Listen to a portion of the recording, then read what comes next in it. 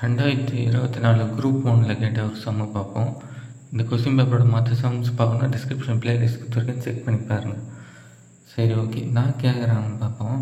First 5 ஆண்டுகளில் அசல் 20,000 கிடைக்கிறதுல ஒரு தனி வட்டி. ஓகேங்களா, இதுக்கு ஒரு தனி வட்டி கிடைக்கும்.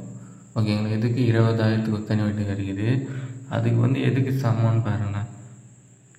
ஓகேங்களா, தனி வட்டியானது அசல் 15,000க்கு இதே 5 ஆண்டுகளுக்கு 15,000க்கு ஒரே வட்டி சதவீதம் தான் கொடுக்குறாங்க. அந்த 6 இங்கே கொடுக்கல. ஓகேங்களா, 6 தான் கண்டுபிடிக்க போகிறோம். 15,000க்கு ஒன்று கொடுக்குறாங்க இல்லையா, அது கூட ஒரு 3,000 ரூபாய் ஆட் பண்ணிங்கன்னு வச்சிங்கன்னா இது ஈக்குவலுன்றாங்க.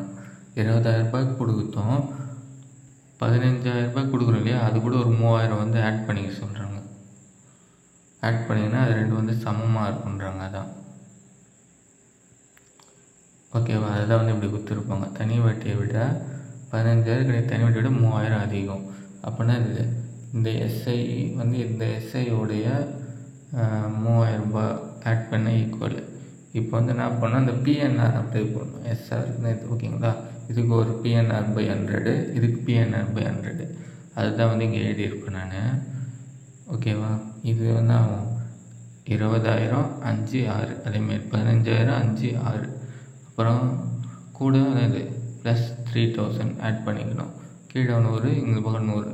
ஆச்சுன்னா 2 கேன்சலாக இந்த பக்கம் 1000 6.